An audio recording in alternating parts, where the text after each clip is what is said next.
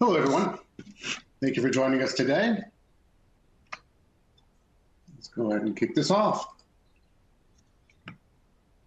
I'm Matt Tadros, Product Director of Practice Management in RCM Technologies. And with me, we have Chris Nelson, the Principal Data Scientist and the Chief Architect of Pediatric Benchmarking Dashboards. Chris, want to wave, say hello? I know you'll be talking in more in-depth later, but at least give the folks a quick wave. We're both really excited to walk you through this new feature. But before we dive into it, let's walk through a couple of housekeeping items. All attendees are muted during this webinar, so if you have any questions, please drop your questions in the questions box to the right side of the panel. If you don't see the questions box, there's a questions in the top menu part of the display. Please click on that and add it to your panel. In addition to the questions that you can ask during this webinar, we'll try to answer as many as we can. We'll also have a Q&A session at the end of the session. You will also be receiving this recording as well as the slides that we'll be covering during today's presentation. With that in mind, let's talk about the agenda. Okay. Today's agenda will be a brief overview of practice analytics, the difference between benchmarking and OP's pediatric benchmarking.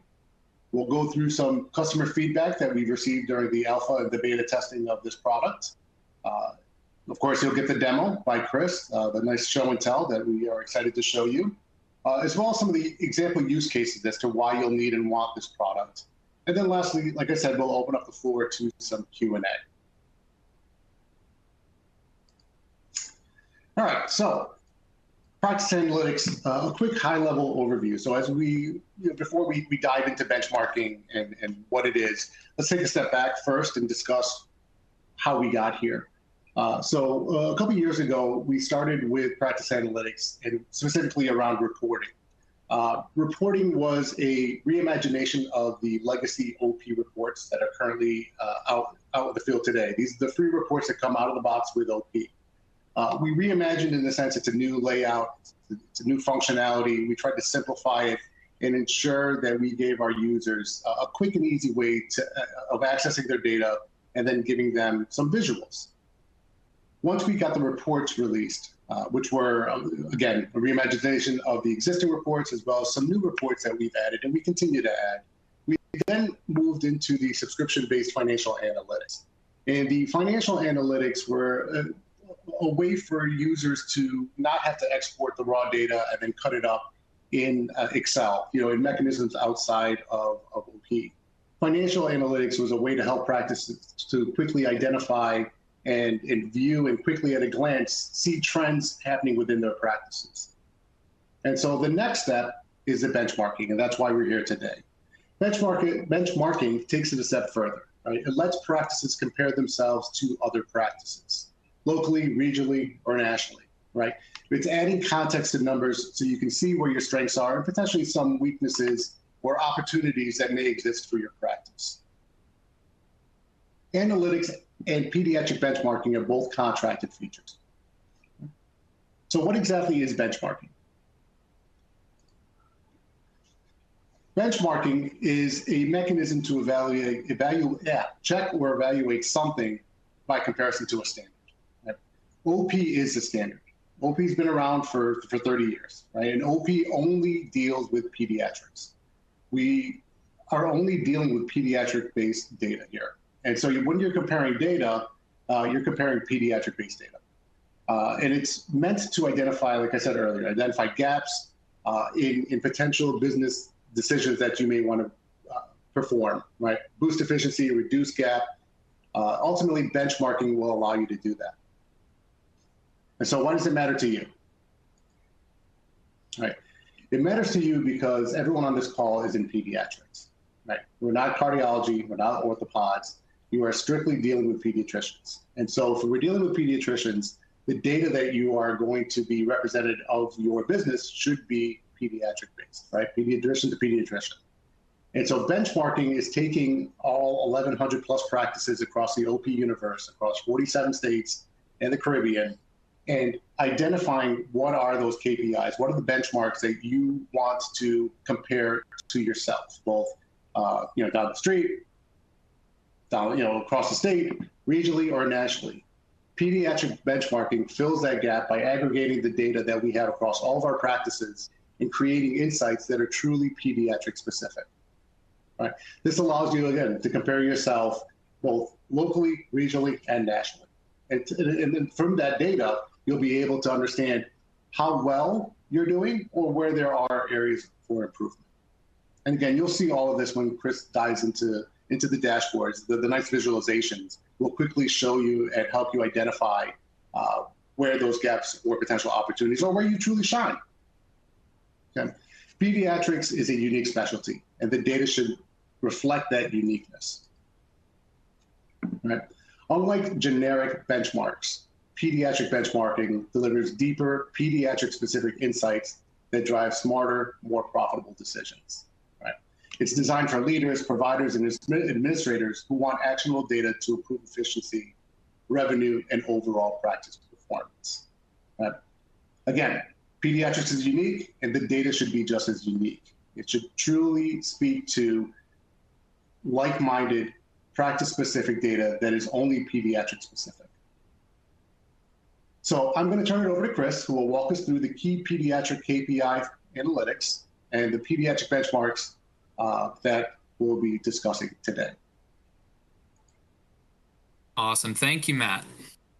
All right, so I know we want to dive right into what is available. So let's talk about what you would get with the package today.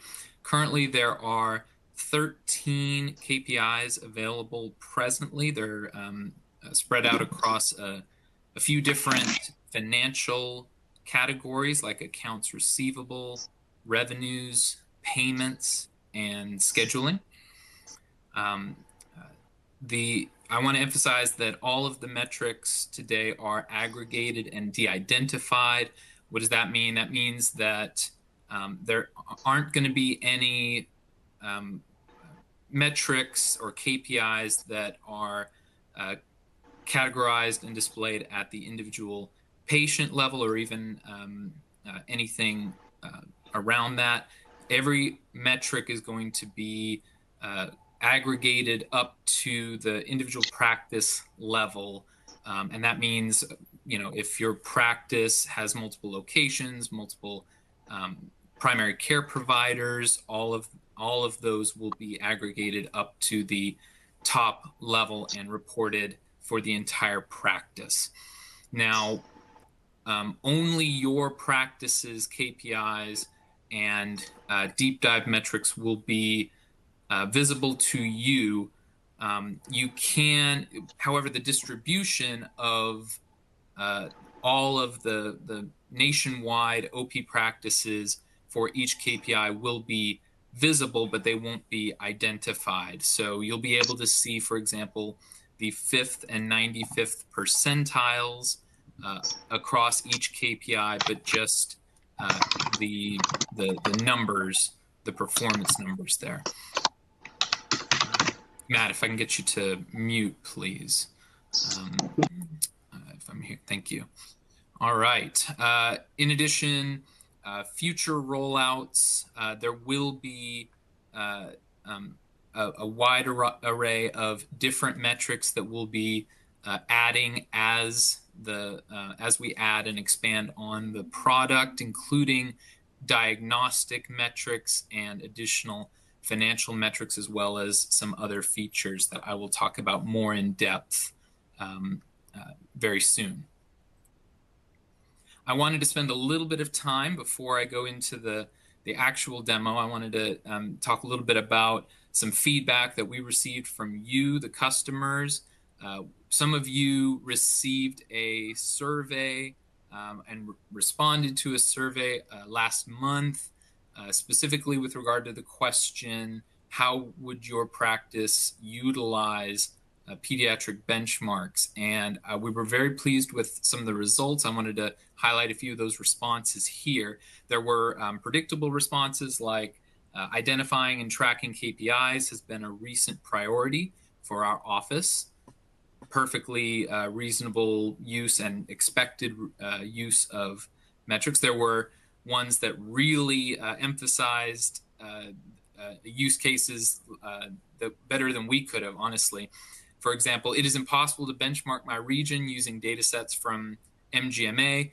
No one completes the survey, and then I'm given Midwest results, which themselves are not helpful. OP's pediatric benchmarking helps to identify areas of improvement or to confirm what you were thinking. For example, our patient count seems down. Is it us, or is it that the flu vaccine was spot on this season? This is absolutely something that the benchmarking tool can answer for you simply by not just observing over time that one of your scheduling KPIs is getting worse over time, but you can observe now that perhaps the percentile, and in other words, your relative performance against all other practices is not changing or is slightly improving. That would suggest that it's not the scheduling issues aren't just you; it's being felt by all of your peers across the country, right? For office managers on the call today, it's a great tool for helping to set goals and make policies across multiple departments, across multiple care providers. And then we even got responses back that we had never thought of, like new doctor orientation. What a great way to emphasize how the practice performs and introduce the policies and procedures to new doctors that are just onboarding. So with that said, I would love to take the time now to introduce everybody to the product itself. And if we can see my screen, this is everyone that uses practice analytics will be familiar with this page, the reports landing page. Folks that are currently subscribing to financial analytics are familiar with this page. The pediatric benchmarks will be a new third page on this same landing square with the three categories today that we mentioned already: accounts receivable, revenue and payments, and scheduling. This is the layout for the actual tool itself. Most of you your eyes were probably drawn to some of the bright colors, but hopefully you landed here on the banner near the top. These are all of the accounts receivable metrics that are available today. They include things like accounts receivable per active clinician, days charges outstanding, weighted average, AR, age in days, and lastly, AR concentration risk, which seeks to measure what percentage of your book of receivables accounts for the top 90% of payers. Put another way, we're looking at this imaginary pediatrics office called Babar Better Pediatrics. Although I think if we're coming up with names for it, I think we should call it Practice Makes Perfect. Just kidding. Here's this metric is intended to capture what percentage of Babar's accounts receivable, if we were to stack all of them, all the payers in order from top to bottom, and capture the top 90% of outstanding receivables, then we're saying that those payers account for 60.4% of all payers across their book of business. So a higher concentration risk number is a good thing. A low concentration risk number suggests high risk in terms of collecting receivables, and that good and bad relationship is reflected here in the percentiles. That's the next thing I want to draw your attention to. There's a helpfully colored bar here for every KPI that clearly highlights what percentile for each KPI your practice falls into. It's going to be different, obviously, for each one, and it's sensitive to exactly who you're comparing to. So right now, Babar, it has $66,000 in outstanding receivables per active clinician. That's relatively high, as you can see below here.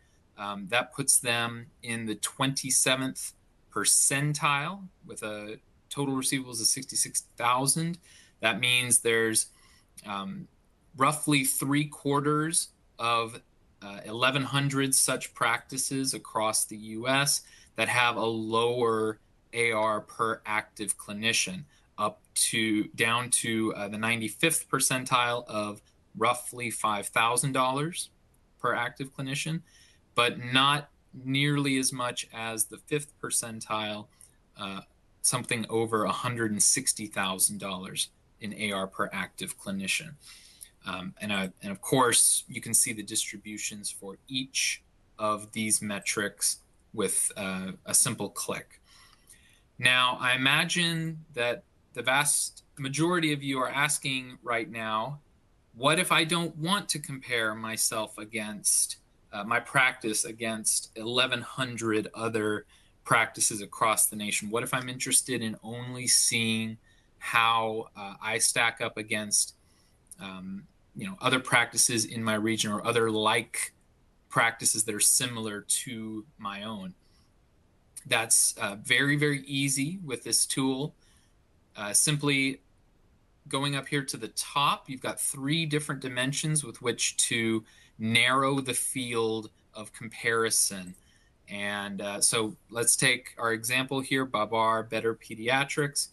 This is a West Coast practice, so we want a Southwest practice, so we want to compare ourselves only against other practices in our region.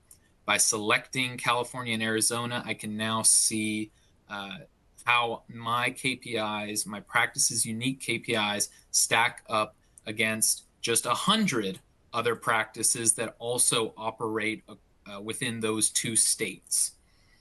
And you can see at a glance that the KPIs themselves have not changed. Those are unique to my practice. However, the percentiles have all adjusted somewhat. It's still a rather large sample size, though. And so now I can't help but notice that I'm being compared against practices that employ between 0 and 33 active providers. Well, Babar is a relatively small practice. We just have 2 primary care providers on staff. So I want to limit, in this case, the upper bound of count of providers to just 2. And in 1 second, I can see how now the percentiles have updated to reflect just the 48 practices across those 2 states that employ between 0 and 2 active providers, and how my KPIs stack up against just those 48 practices. Lastly, in Babar's case, we intake, the vast majority of our business is handled by Medicaid. So I want to see just practices that also have a plurality of their business in using Medicaid. And now, finally, I'm comparing myself just against 12 similar practices across 2 states with a unique primary payer type. And so with just 3 clicks, really, I can see at a glance how Babar, my small practices, performs against other very similar practices to my own at a quick glance. The last thing I want to draw your attention to is the deep dives visualizations. These are hand curated visualizations that will apply only to your practice. So these numbers aren't influenced by percentiles. Instead, they're deep dives that are meant to answer questions like, why is my KPI exactly what it is. In this case, for example, you would be able to, if you wanted to, you could reverse calculate what the weighted average AR age in days was, because you could see at a glance exactly what the range of aging buckets were for your practice across the last 365 days. While I mentioned that, I do want to emphasize that the KPIs on benchmarking are going to be they're going to be very, very close to what's reported in financial metrics, but they're always limited to a rolling 365 days. So on occasion, you may see differences between the two, but if you were to, say, limit financial metrics to 365 days, the most recent calendar year in every case, then you would see the same results. So to return back to deep dives, that answers questions like, why are my metrics what they are exactly? And also, what can I do to, say, improve on certain metrics? So this report, for example, largest payer obligations, takes and summarizes all of the outstanding receivables by unique payer, and then takes the top 10 and ranks them from greatest to least. So if Babar wanted to, say, reduce its, any of these really, if it wanted to reduce its exposure to accounts receivable risk, reduce its days charges outstanding, etc., then a great way to attack that might be to focus on collections for the top few payers represented here. And that's true for a myriad of different metrics, like largest unpaid charges grouped by distinct invoice, oldest outstanding invoices ordered again by age, and then you can see at a glance the breakdown of patient obligation versus insurance obligation for again the 365 days worth most recent days of accounts receivable. That is the grand total of what is available on the accounts receivable dashboard. As I mentioned before, there are a couple other categories of worth of metrics. Let me go ahead and I'll just leave that. The available on revenue and payments today are KPIs like charges per visit, revenues per visit, daily payments per provider, and lastly, and perhaps most useful, estimated daily revenues lost from missed appointments. When you see on the next page, missed appointments is a metric that we'll be tracking on the scheduling page. The daily count of average daily count of missed appointments multiplied with revenues per visit gives us a product of estimated daily revenues that are essentially being lost due to missed appointments. And so this is a metric that can really be useful for turning around your RCM and improving RCM across the business. Same setup here with including a handful of deep dives that are unique once again to the revenue and payments category. So all of these seek to answer, how is my practice doing in terms of revenues versus collections and actual payments. Okay, and then the third and final category available right now is scheduling. And you can see we have 5 KPIs associated with that, including new patient visit rate, the proportion of visits, sick and well visits that you have that are a patient's very first visit at your practice. appointment confirmation rate. These are all using OP's scheduling platforms. So this will, improvements in this will hopefully help to reduce things like missed appointments and cancellations and ultimately vacant spots on your schedule. Same day appointment rate. In most cases, I think most practices want to reduce that. I know that there are some, I've been informed there are some exceptions out there. So if that doesn't apply to you, you're always, welcome to disregard that KPI in particular. But in general, the lower your same day appointment rate, the less exposed you are to things like cancellation and misappointment, right? Cancellation rate and then itself, and then finally missed appointment rate, as mentioned before. The deep dives associated with this are largely similar in shape. They're largely just the counts of each of the categories, scheduling categories above, broken out by month, so you can see the actual change in rate and overall count by month broken out. Okay, that is it. I'm sure I probably forgot one or two things, but we'll if I did, and if anything's unclear, we'll get to those as soon as we have time for Q&A at the end. So with that, I'm going to return back to the presentation and talk a little bit more to this. So many of you are saying that's great. The tool looks good. I hope you think so. But how is my practice going to use it? And so to that, we have a handful of ideas here for your consideration.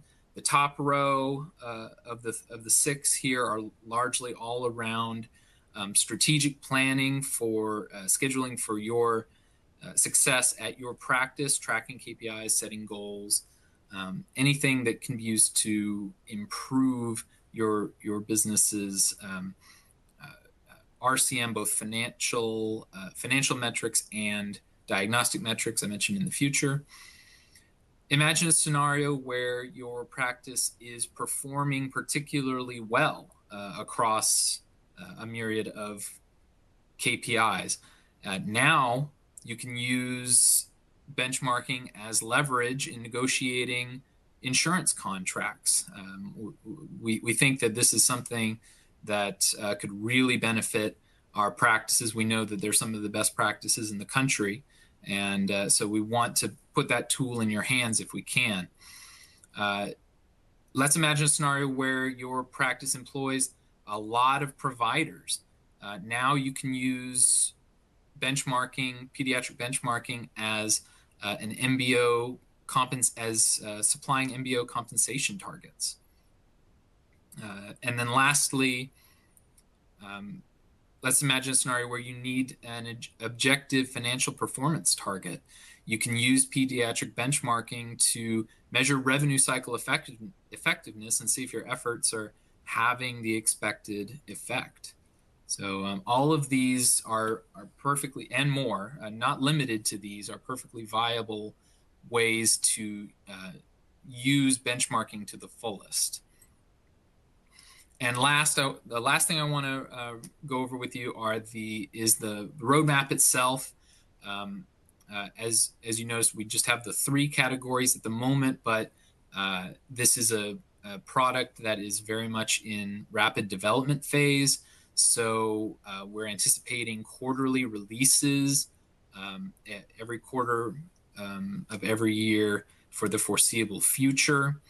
And some of the initial features that you can hope to see are things like many more KPI metrics, including doubling the count of categories. We want to introduce especially diagnostic categories like vaccination rates and patient mix and engagement. We also want to expand on our financial offerings with a focus on things like charges and claims. And we definitely want to give some love to our current metrics that aren't finished themselves, our financial metrics. We want to introduce items like revenue percent of all charges and schedule fill to vacancy ratio. That's just a few of the new metrics and categories that we want to introduce in the coming quarters. In addition, it seems like a great opportunity to introduce some functionality around things like using time-bound dimensions, namely giving you, the user, the ability to track changes in the KPI, in each KPI itself, and changes in the percentile over time, and being able to see whether the KPI and the percentile are improving or not improving over long periods of time. That will be available very soon, and you'll be able to go back as early as the first metrics were being captured, which was at the start of August of this year. And then lastly, something that is I think very, very cool, very special, is we're going to dive one level deeper in our level of aggregation, and start reporting not just at the individual practice level, but introduce the ability to see metrics reported at the individual provider level, complete with percentiles as well. So not just comparing your practice against 1,100 other OP practices across the country, but the many thousands of other primary care providers at all of those practices across the country. So we're very excited about all of these changes. More notifications will be coming out from marketing as each of these additions are released. So do please keep an eye out for those. And with that, I'm going to turn it back over to Matt. All right, thank you, Chris. Thank you for the demonstration and the power of benchmarking. As mentioned earlier, this session is recorded and will be available to everyone in the short term. In addition to this webinar and the recording, we also have some pediatric benchmarking product sheets that are embedded into this presentation, which will also be shared, as well as practice analytics as a whole, which is currently available, as well as some additional webinars that have already been posted onto our help center. So there's a slew of resources available to you, and will be made available to you as well in the coming days. So with that said, let's open this up for some questions. I've been answering some questions as we've been going along. One of the most prominent questions being asked is this a subscription-based feature? And it is. Please reach out to your account manager, and they can give you the specifics and the cost to this feature. Additionally, there was a question also about the look-back period, and I think, Chris, you answered that question. If you want to dive in a little bit deeper about the 365-day look-back. Yeah, it is exactly 365 days every day, and the refresh period is daily. So what that means is that if today is October 7th, the dashboard right now is reporting all metrics through October 8th of 2024 and all the way to today, and that changes every single day. Okay, thank you. There's also another question around percentiles. If you can further explain the percentiles and what they mean.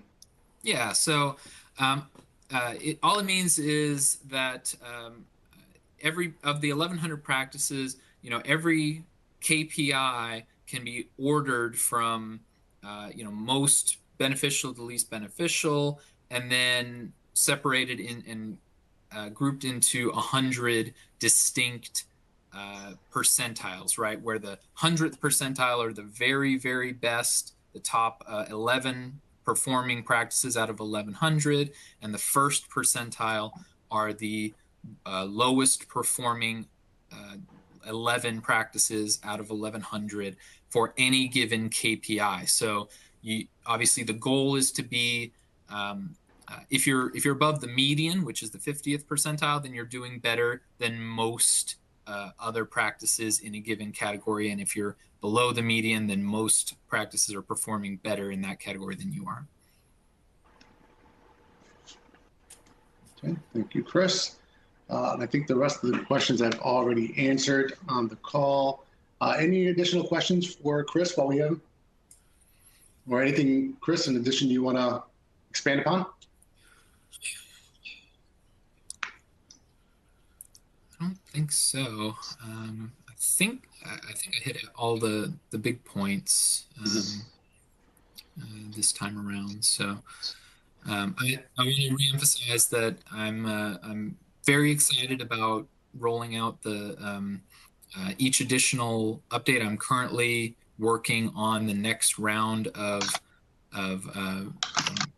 new features to be released here in Q4, and so that's. I think everyone is going to see a lot of value. I think it already provides a lot of new value that hasn't been made available to OP customers before, but that value is going to continue to increase as we release new features. And it was more, if I recall, there's more clinical benchmarking. Yeah, that's right. So this is something that's very important to our own clinicians on staff. Doctors Fighton and Jabo both specifically requested a number of these diagnostic type metrics, and so they are top of the list to be released in the next round for sure. Okay. All right, let me just take a quick look here, see if we got any additional questions coming through. I don't see any. However, at the end of this, there will be also a survey, if you guys don't mind filling out that survey. And again, all of the recording and the presentation today will be shared to everyone on this call. Take another quick look at any questions. Don't see anything popping through. But